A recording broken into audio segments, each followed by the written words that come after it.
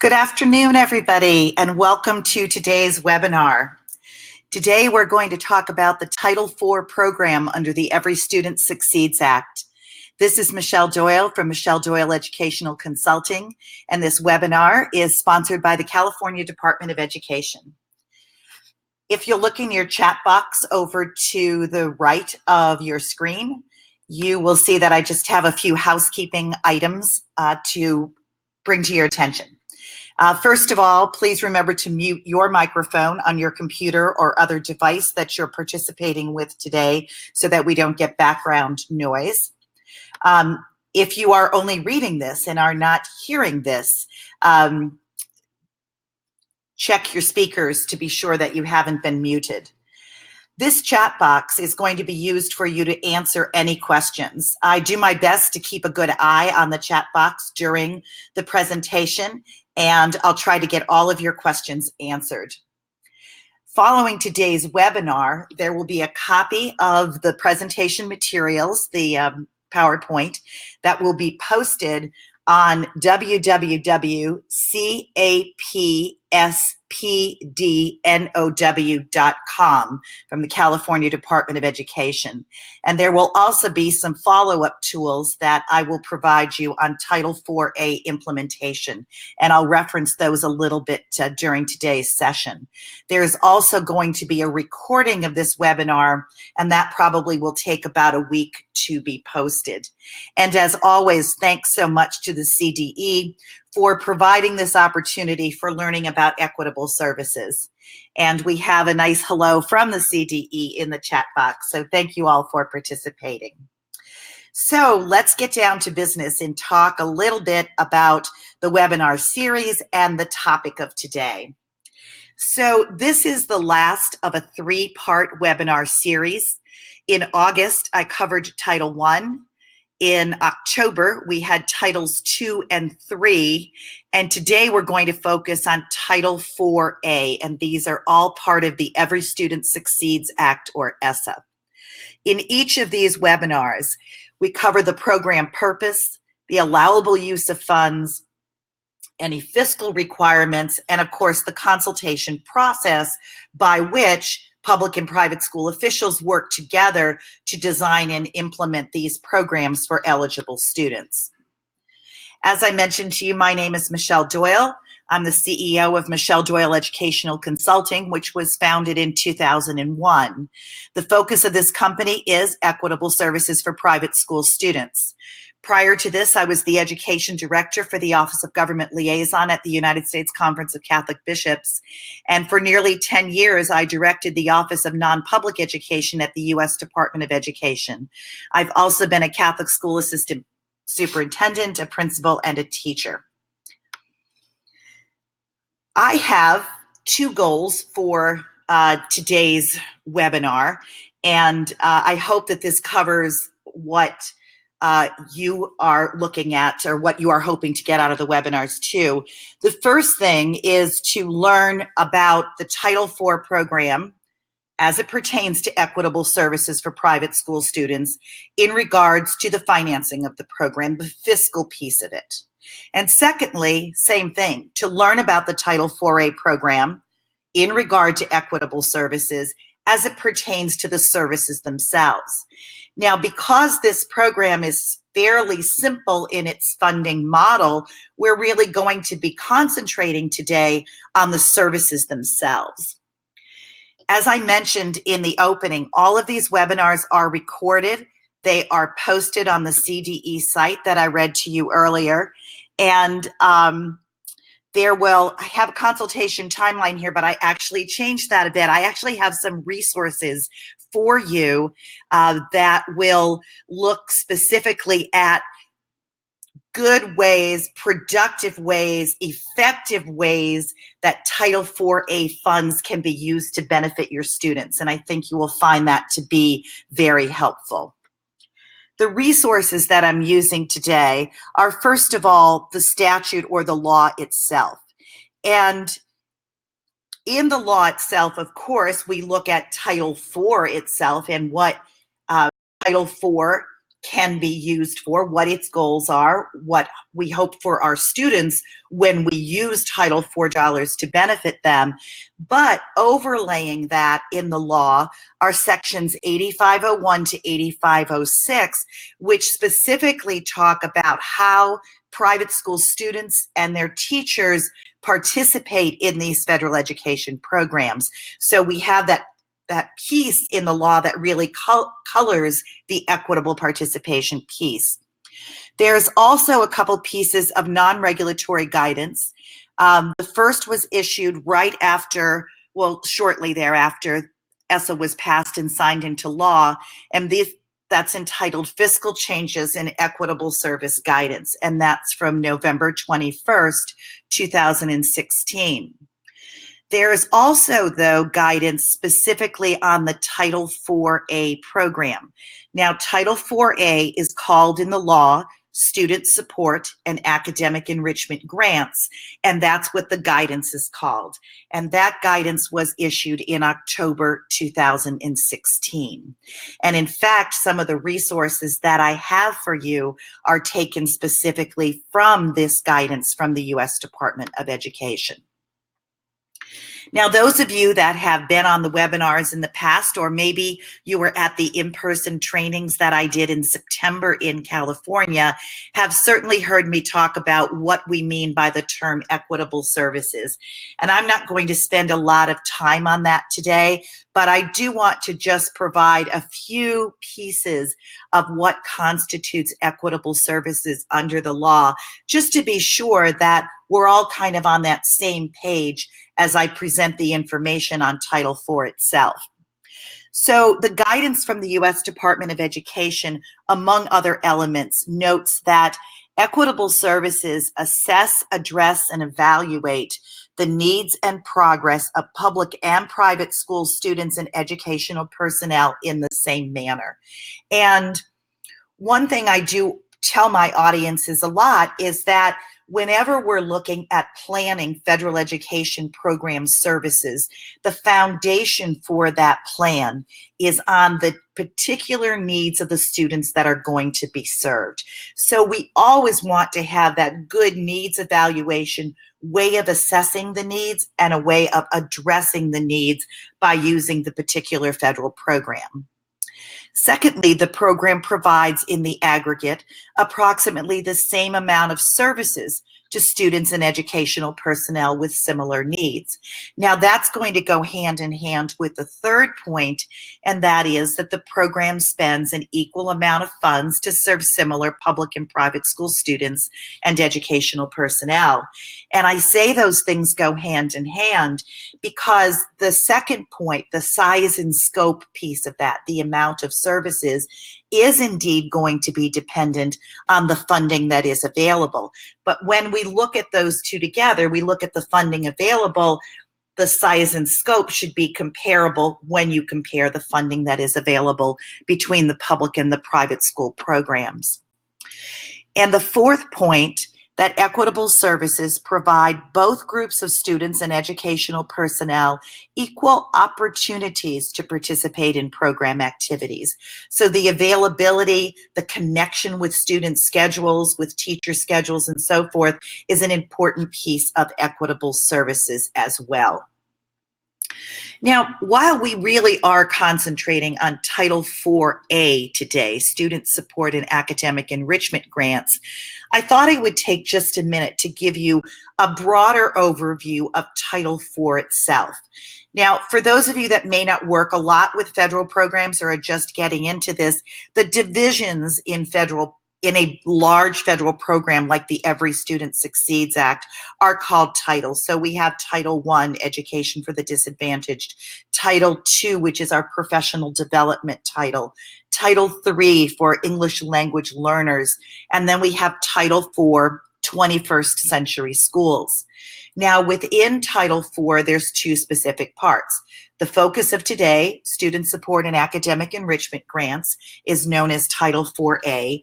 And before I get into that, I'm going to spend just a few minutes on Title IV-B, which are 21st Century Community Learning Centers. I often get questions about what that is, and we're not going to, as I said, really focus on it or spend a lot of time, but I wanted to give you just a little bit of an overview on Title IV-B. So 21st century community learning centers provide opportunities for academic enrichment that is outside of the regular programs, services, and activities in the academic program of the school. So typically, 21st century community learning centers are provided as before or after school learning opportunities, summer learning opportunities, special mini semester when you have a break in the academic year. So they are always value added.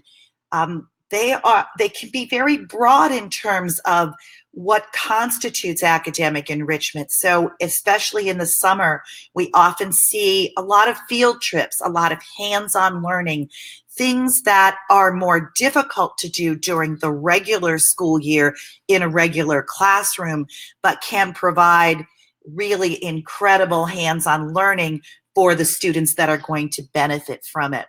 And as with all of these programs, the goal for Title IV-B is to assist students in meeting challenging standards. So in designing a Title IV-B program, of course, we want to know what the needs of the students are and how those needs compare to the standards that we want those students to meet.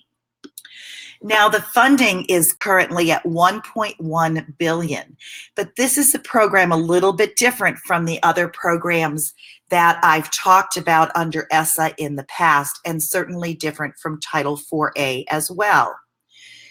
Under Title IV-B, 21st Century Community Learning Centers, the funds are distributed by a formula, so and there's a poverty piece of the formula, from the U.S. Department of Education to the states. So that poverty piece is that it's based on the state's Title I allocation of the previous year. So that's a way to compare the states across the whole nation as to which states have a greater amount of low-income children and which states have fewer amounts. So not every state is going to get the same amount of money. It's going to be based on their poverty levels as determined through a Title I count.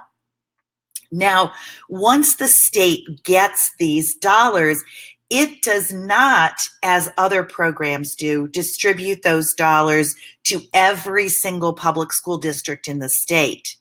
Instead, the states hold a competition for funds among eligible entities in the states. Those are usually public school districts, but it can also be community-based organizations, Indian tribes and tribal organizations, and sometimes it's a consortia of these agencies. So you might have 2 or 3 community-based organizations and several school districts coming together to apply for a 21st Century Community Learning Center grant, as an example. Now, the entries who are awarded a Title IV-B grant must then provide equitable services to private school students. And that's part of that Title VIII when I mentioned Section 8501.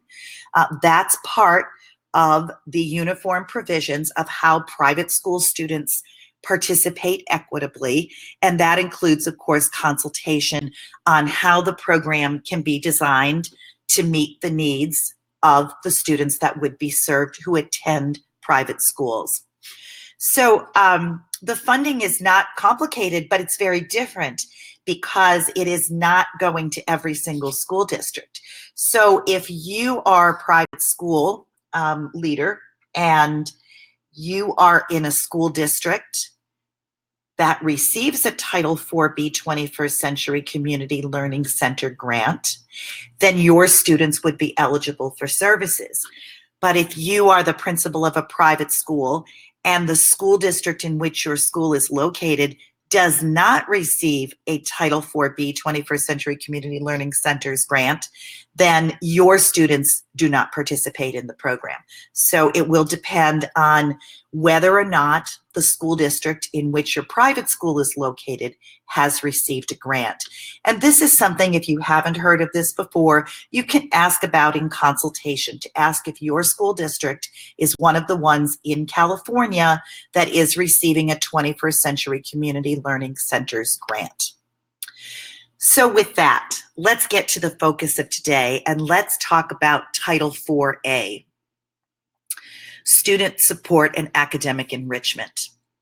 Now, the purpose of Title IV-A is to improve students' academic achievement by increasing the capacity, so think of that word capacity, of states, public school districts, schools, and local communities to provide all students with access to a well-rounded education. Another piece of that purpose statement to keep in mind. So we're looking at increasing capacity, we're looking at access to a well-rounded education. Additionally, to improve school conditions for student learning, to improve the use of technology in order to improve the academic achievement and digital literacy of all students. So those are three different pieces, all right? Increasing capacity is the overall piece of the purpose I want you to note. But there's going to be three parts, and I'm going to go through those. But the purpose of those parts are to provide all students with access to a well-rounded education, improve school conditions for student learning, and improve the use of technology in order to improve the academic achievement and digital literacy of all students. So we have a question, and I'm going to flip over to that for a moment. On the Title IV-A Equitable Dollars service, is this one to private schools within the service boundaries of the LEA, or is it for students who dwell within the LEA who might attend a private school in the next city over? So, except for the Title I program, all of the programs in ESSA that provide equitable participation provided on the basis of the location of the private school.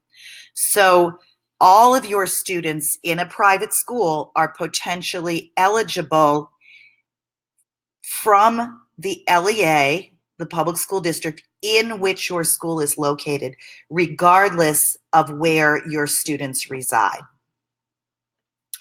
And then I see there's also a question about the website, and I will give that to you again at the end. I don't want to say it incorrectly. Oh, and thank you. Paul has it up there. So there you have exactly where it is, and you might want to capture that as you're looking at the chat box. So when we're talking about Title IV-A, we are talking about your students in a private school being eligible, and you as the private school official working only with the public school district in which your private school is located. We're going to look at all the students in your school, regardless of where they live, only looking at the location of your school itself. Now let's talk a little bit about funding for the Title IV-A program. A little bit of history. When this program was first started in 2017 to 18, it was only funded at $400 million. And in federal programs, that is not a lot of money. There is an old, long-gone Senator Dirksen, who used to say $1 billion here and $1 billion there, and pretty soon you're talking real dollars. So $400 million is not very much in the federal scheme of things. Just by comparison, Title I is more than $15 billion with a B. So that first year, because Congress appropriated so little money, they added a proviso in the appropriations bill that said states could compete this to districts so that they didn't have to water down the amount of the award too much. Now, the second year, in 2018 to 19, we were talking real dollars, and the program was funded at $1.1 billion.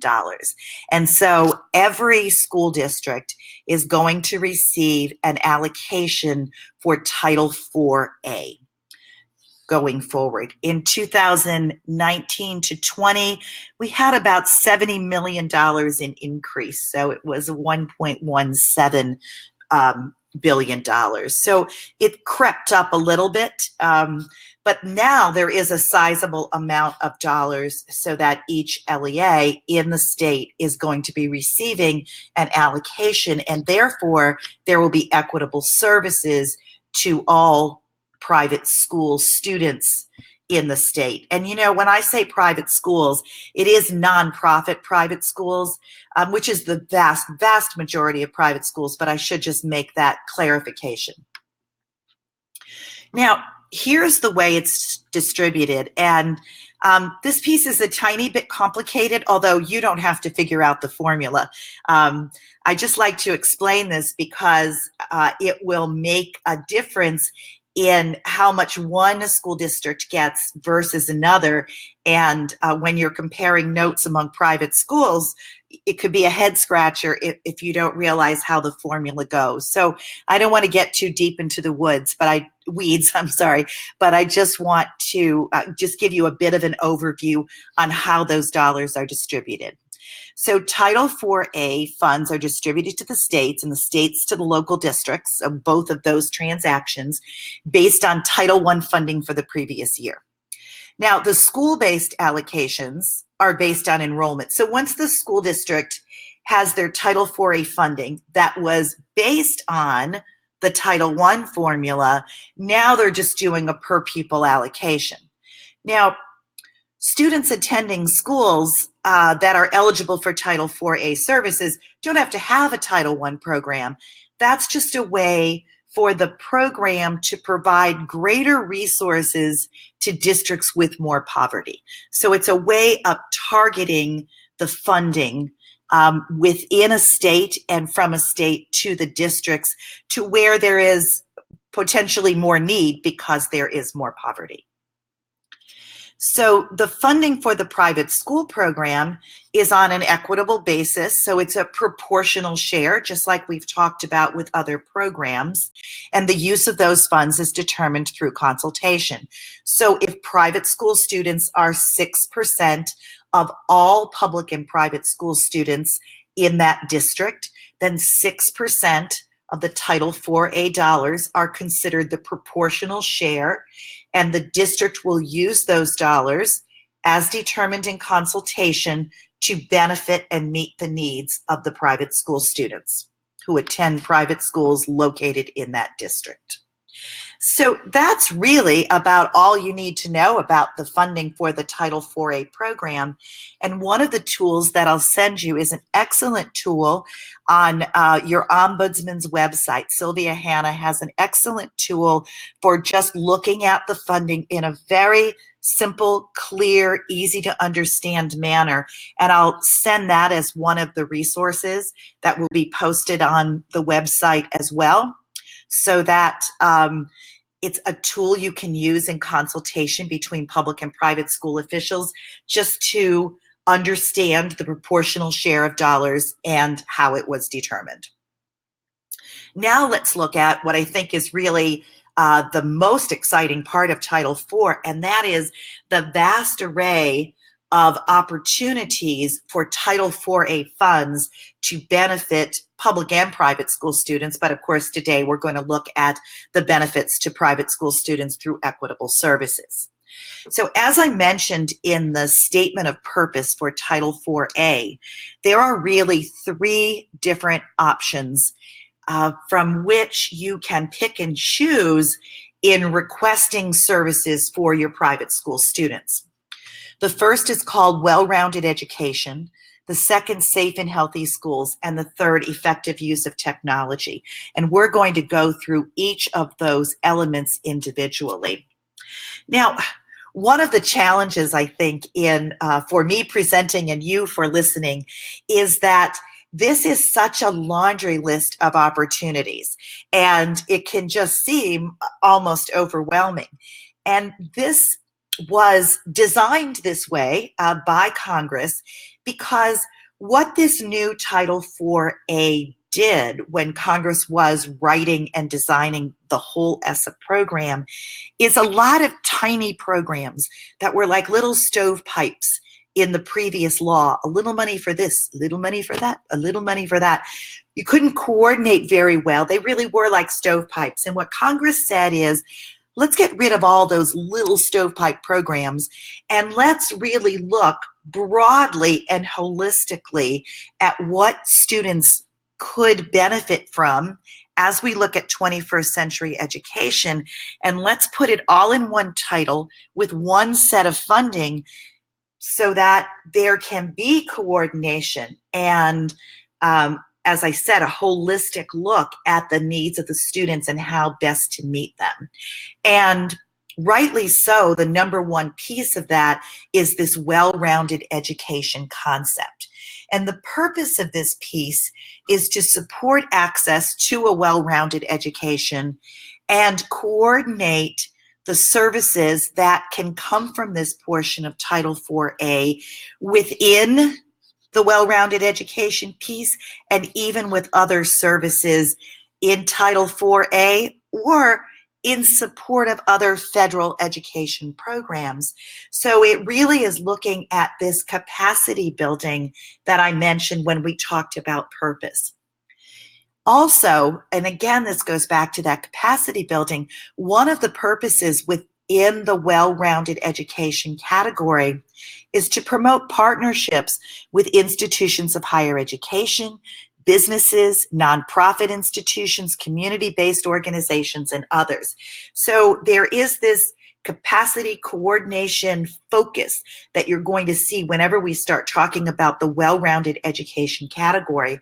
And so as I talk to you about and show you on the slides, so many of the available options that are there, think in terms of coordination, capacity, support for other activities.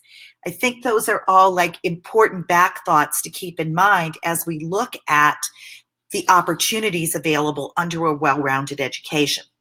Just remember that as with all federal programs, we're looking at value added here. We are not looking to take the place of programs that are funded through another source or available through another source, but instead, we're looking to add value to extend the opportunities that we're providing to students.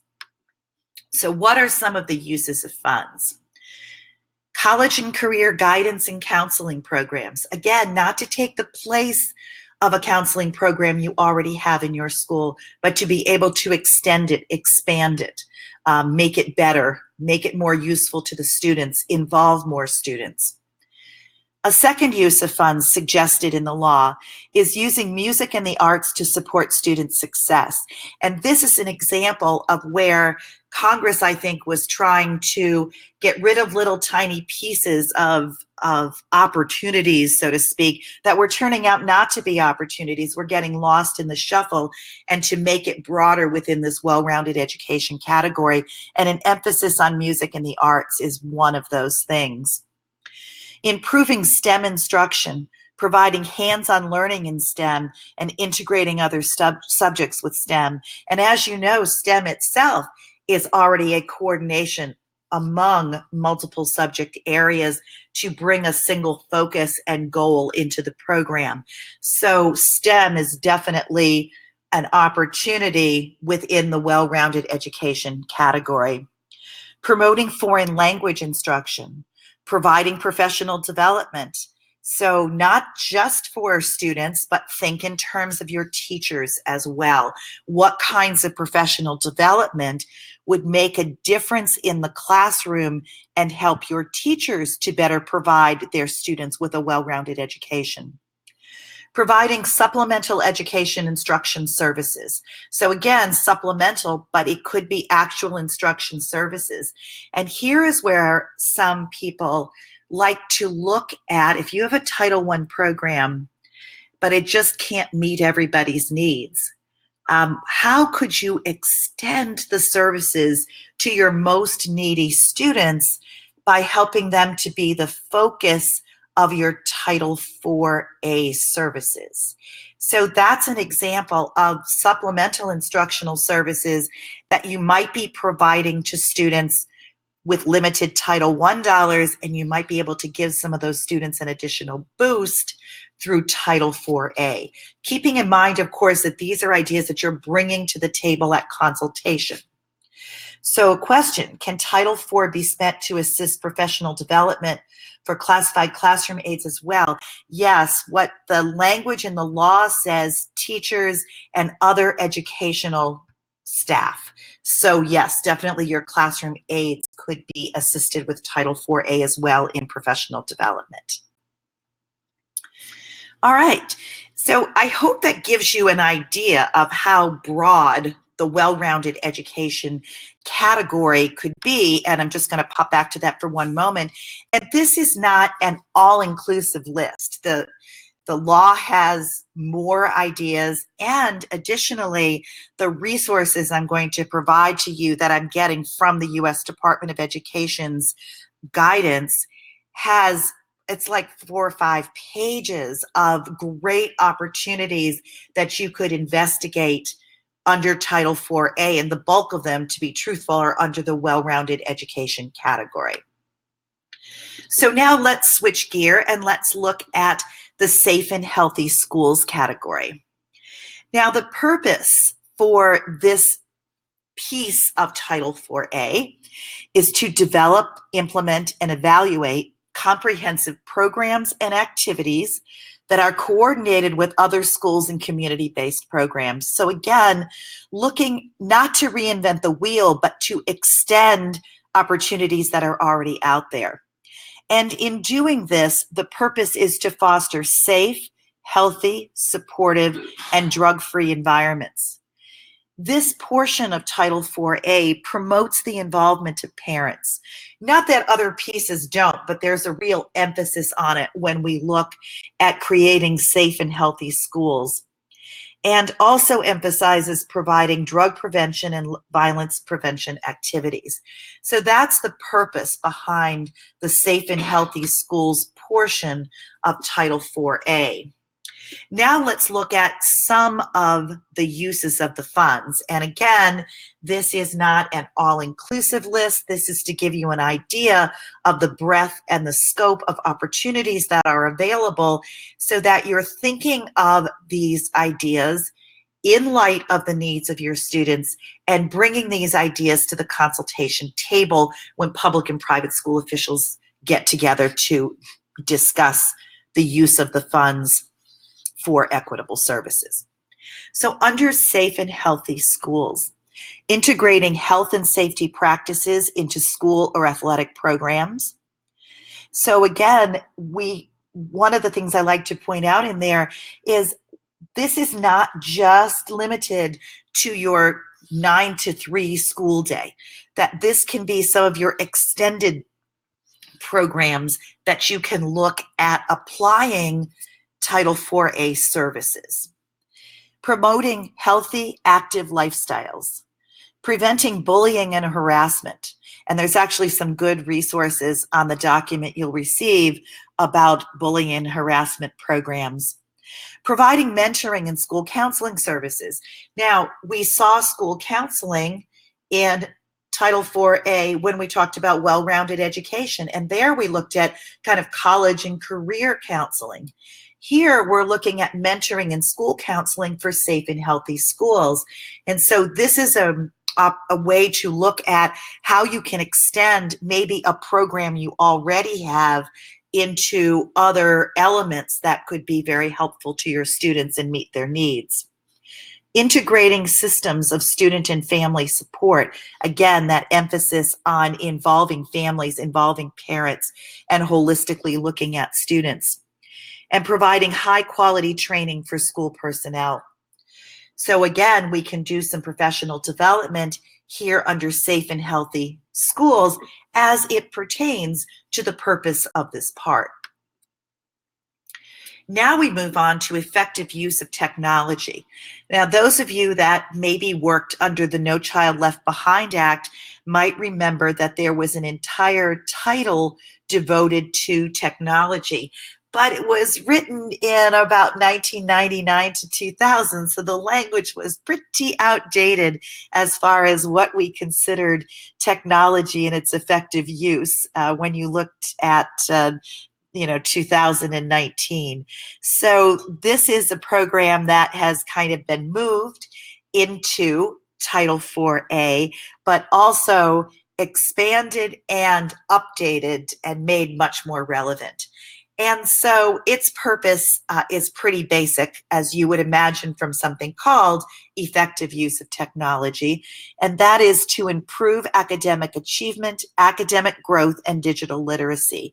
So important in that it's not technology just to have technology. It'd be so cool if everybody had iPads. We could tell our parents everybody has iPads. Yeah, but how is that related to academic achievement, academic growth, and digital literacy? So you have to have a plan for the effective use of technology. It's not just a program to try to get technology into your schools. So what do some of the uses of funds include under effective use of technology? Well, one thing is providing educators with tools, devices, content, and resources to personalize learning. So that's going right back to that purpose where we're really looking at academic achievement. So what could we do through the effective use of technology to provide and help our teachers, provide our teachers with tools and devices to help them to personalize learning for the students with outcomes that are going to improve teaching and learning in the classroom. Using technology in the classroom effectively to inform instruction, support teacher collaboration, and personalize learning.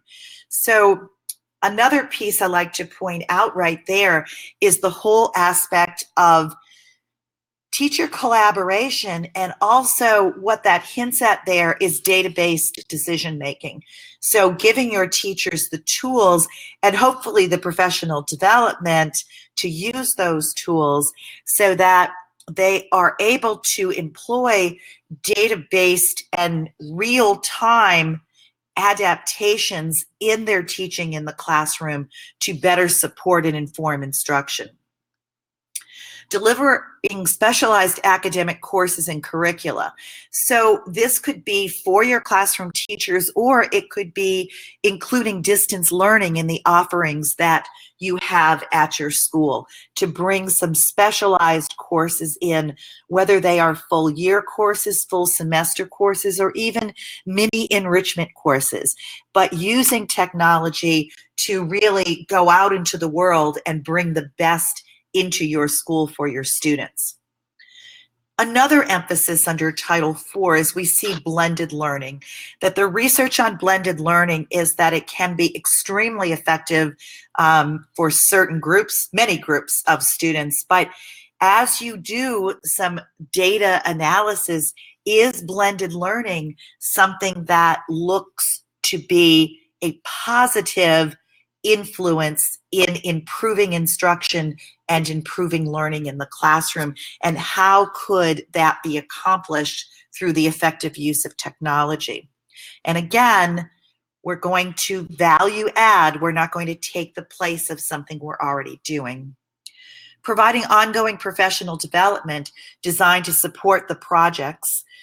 So having PD is going to be very important. And then using technology to increase student achievement in STEM. So there you go. You're going to run back to the STEM piece, and you see that both in well-rounded education and here in technology. So we have a question.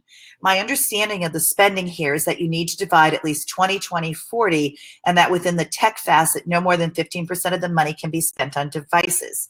So while that is true of the public school district, that is not true within the equitable services piece. And so this is a good question, and let me take a moment to explain this. So the question goes on from Michael, and it says, from this slide, if we had $10,000 with 40% into tech, I could spend 15% of the 4,000 or 600 on devices.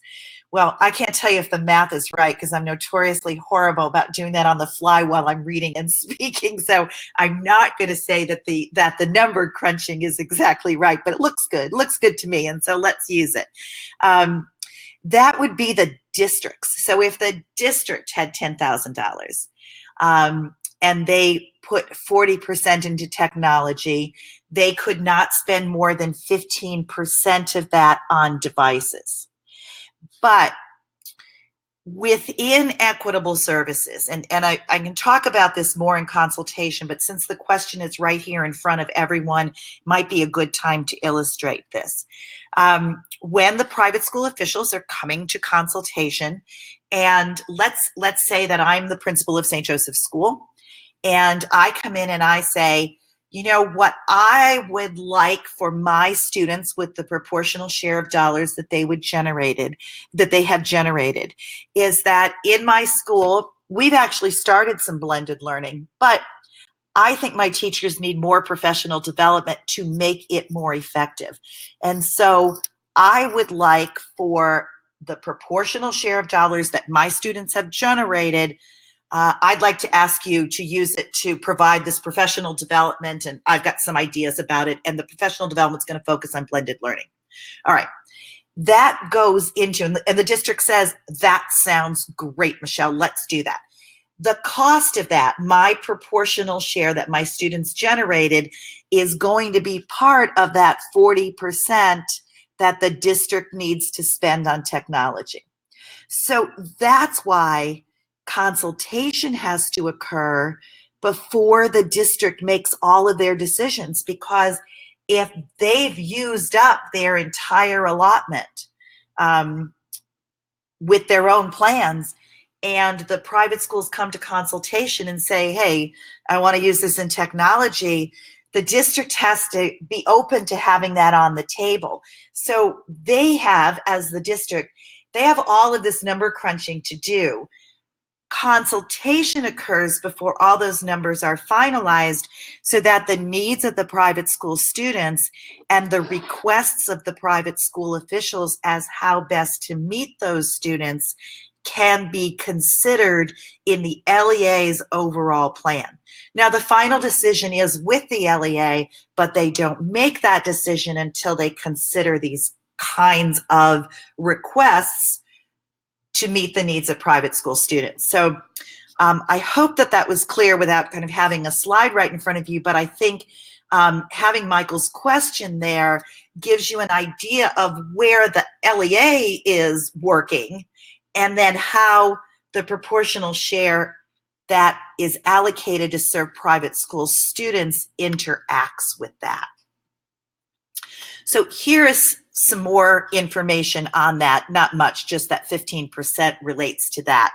So no more than 15% of funds from Title IVA can be used for infrastructure, and that's an LEA number. But from the private school perspective, keep in mind that any infrastructure that might be purchased with Title IVA funds has to be free of any religious content. Now, so I'm talking infrastructure, so your wireless or your wired or distance learning, whatever it may be, or the infrastructure for distance learning, you cannot ever use it for anything that has religious content. So I generally advise people, this is not in Title IVA, this is just Michelle. I generally advise people, if you're looking at infrastructure, look at E-rate, because that has some different rules to it. But it is allowable. It has to fit into the limit of 15% of, and actually, you know what, Michael, it's 15% of all of the Title IVA funds, not 15% of technology. So that is an issue. So that's one thing you need to correct on those numbers. So it's 15% of the $10,000. But in any case, I really don't advise private schools to get into that. But that's just me. That's just my little commercial. Now, if the school using funds under Part A, the private school, wants to use those funds in the category of effective use of technology and does not already participate in the E-rate program, the school has to adopt internet safety policies that are similar to those required in the E-rate program. So if you're going to have funds expended by the school district for your students under the category of effective use of technology, and you don't already have internet safety policies in place as required by the E-rate program, you will have to put those in place in order for the district to be able to expend dollars to benefit your students under that category. And then I've covered the last bullet, that those distributions really just apply to the district itself. All right, so I've alluded to consultation, and we have a few more minutes. And I know that if you've been on other webinars, we've covered that, but I want to hit the highlights of it. And what I want to be able to do is, in doing so, talk a little bit particularly about the Title IV program and the consultation process. So let's look at that. So timely and meaningful consultation is required. And keep in mind that the goal, well, I'm going to use goal later. So let's just say that the requirement is under ESSA that funds be obligated in the school year in which they became available. If they were not obligated in the school year in which they were available, and equitable services were not received because of that, then the funds have to be carried over to the next school year for the private school program.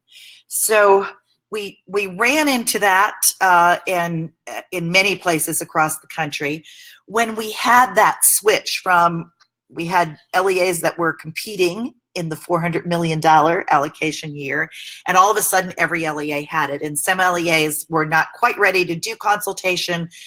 It was delayed, the services were delayed, and the guidance now makes clear that those funds have to be carried over to the next year. I don't think we see it as much now, because now, as you know, it's become an established program.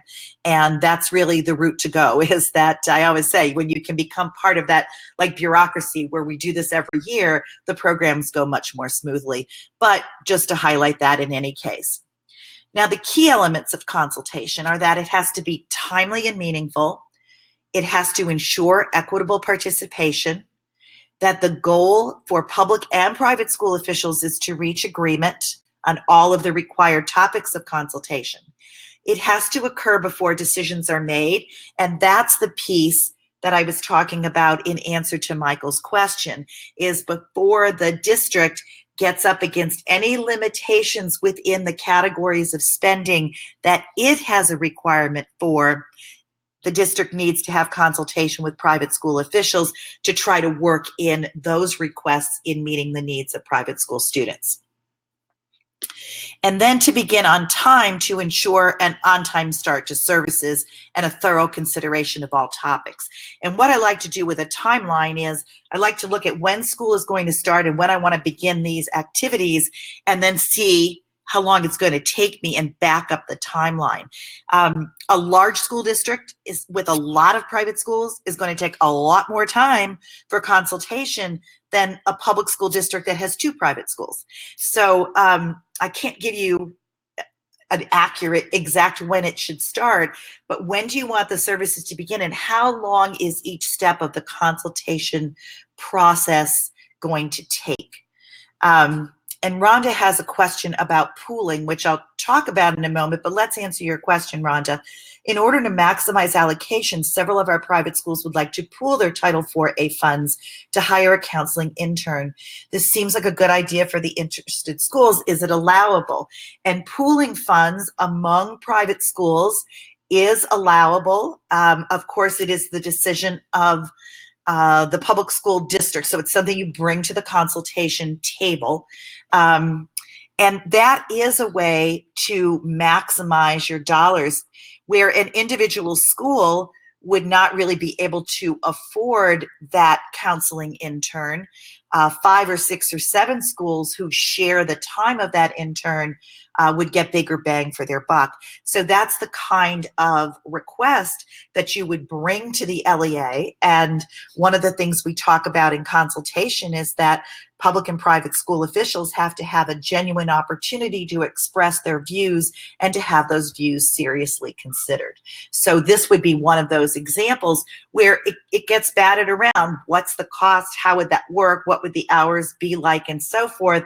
And how can this meet the needs of the students in all these different schools? I think that's a really excellent example of how pooling could be really useful under Title IV-A. So let's look at the public school district's responsibilities for consultation under Title IV. So ESSA requires consultation include topics such as how the children's needs will be identified, what services will be offered, how, where, and by whom the services will be provided, the size and scope of the services, the amount of funds available, and how it is determined. And that's, I told you I was going to give you a worksheet from Sylvia Hanna, your ombudsman, that will really help in a moment to make that clear to everybody in the room. The delivery of services, including whether to use a third-party contractor. And so we often think of third-party contractors in relation to providing Title I services, but this counseling intern that Rhonda has as an example could be a third party. It could be an employee of the public school district, but it could also be a third party.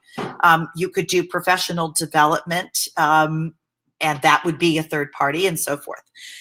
Pooling. So Rhonda had the example of pooling. That's part of the discussion in consultation. And also how the services will be assessed and the results will be used to improve the services. One of the things we want to do in federal programs is to make sure that we're using the money effectively. So we need to have a way to measure, are we making a difference for kids? Whether it's in a healthier school environment, whether it's in school safety, whether it's in a particular area of well-rounded education, are we making a difference? If we are, let's capitalize on what we're doing.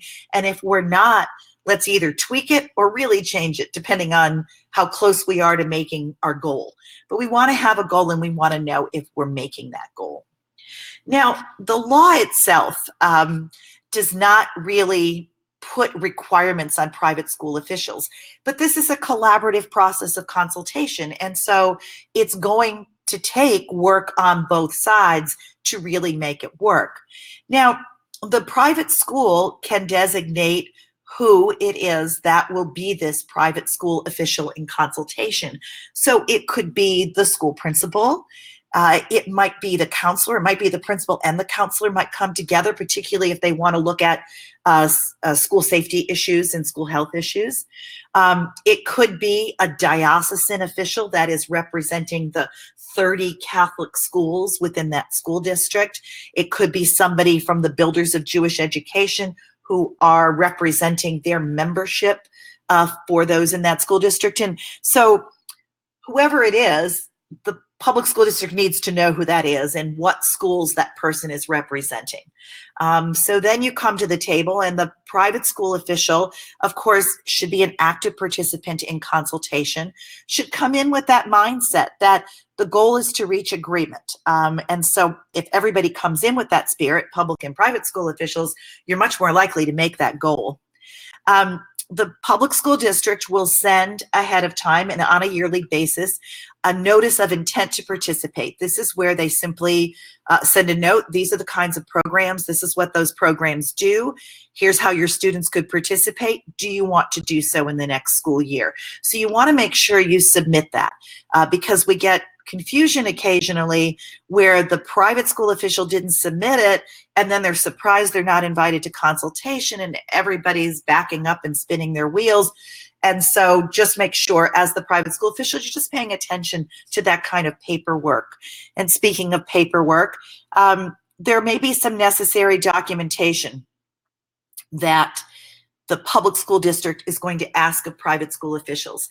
Now, the guidance from the U.S. Department of Education says it shouldn't be overly burdensome and it shouldn't be so complicated and burdensome as to affect the ability of students to receive benefits, but there is just probably going to be some paperwork because it's a federal program, and that's the way they roll. So you'll want to talk together about the paperwork, about why it's necessary, and how to minimize the burden on everybody. And then to participate in program assessments, which also should not be burdensome. And then Michael has a question. Do you have any good examples of the invitation paperwork? Maybe. I will look for that, and I'll try to pull that resource together and send it along to CDE for posting. So I will look at a good intent to participate form. Writing myself a note right now. Okay, I will work on that. I should have it somewhere, so I'll look for that. Safeguards. So I know this is a quick look at consultation, but I think many of you have heard it before, but let's look at the safeguards and how they pertain to Title IV-A. And yes, the U.S. Department of Education does have some good paperwork examples on intent to participate. Some of that stuff has gone offline though, because it was under No Child Left Behind. So I'm going to look in the archives to see what I can find on that. So let's look at safeguards. The public school district, of course, is making all the final decisions and controls the funds for equitable participation in these programs. Title IV, no exception. But there are safeguards that assist private school officials in obtaining equitable services. And the first of those is really the consultation process and its goal of reaching agreement. There is also a written affirmation. So what this means is that the private school officials have to be asked after timely and meaningful consultation to indicate whether or not the required topics for consultation were discussed and whether agreement was met and whether an equitable program has been designed. So sometime in the process, not the first meeting, because you probably won't have accomplished all of that yet, but at a time you all agree that, yeah, we've gotten through the required topics, we've got our program planned, we know about the funding and all these things, we can sign this. The ombudsman is a great safeguard for you. So if you have questions, need technical assistance as a result of consultation, are not being invited to consultation, contacting your ombudsman at the State Department of Education at CDE is a great step, because her role is to do exactly that, to provide technical assistance, to make those connections, to help resolve problems. There is an excellent state monitoring process. Your state monitors for each of the programs work closely with the ombudsman and have an element in their state monitoring that pertains to equitable participation. And then the very last resort, the law does allow the state to take over the provision of equitable services on behalf of the LEA, and that is through a complaint process. Amy is also asking, share a recorded webinar so it can be posted. And yes, I will share these with Paul at Paul Murray, and he will get the recorded webinar posted. So let's talk for a moment before we run out of time on the goal of reaching agreement. So consultation has as its goal reaching agreement, as I've said, on all the required consultation topics. It emphasizes as a result that consultation should be collaborative and focused on best meeting the needs of the children being served. So how does consultation lead to agreement? Well, it ensures ample time and a genuine opportunity for all participants to express their views and have their views seriously considered, and also to discuss viable options. So you might come in as the private school official and saying, this is what I'd really love, and maybe there's not enough money for it. Maybe it would take too long to implement, but what other viable options are to kind of accomplish that same goal? The district won't have made any decisions yet that impact equitable participation, and they're not going to establish a blanket rule. So they don't come in with a rule that says the only thing you can spend your dollars on is technology education. We're not entertaining any requests in the other two areas of Title IV-A. Everything needs to be on the table for discussion. It includes a discussion of that timeline. Like I said, when do you want to start these services, and what do you need to accomplish in order to do that? And therefore, when do you need to start those tasks? Provide adequate notice of consultation. So make sure that the consultation timeline affects the notice of consultation as well. Amy, I'll do that, yes. And then begins well before the implementation of services. We want to start them on time. It establishes positive, productive working relationships. It makes planning effective, continues through the implementation of services, and serves to ensure the services meet the needs of the eligible students. So the LEA is going to maintain those written affirmations. It's going to send them to the state, and that's part of the documentation that's under ESSA. And before I kind of conclude, I think it's important to kind of think strategically. One of the things I often recommend is that instead of starting by looking individually at each program, look at your student needs and determine how federal education programs can help meet those needs. Look at documents you already have, like strategic plans, accreditation reports. You've done needs assessments. And so look at what you already have. You don't have to always invent the wheel.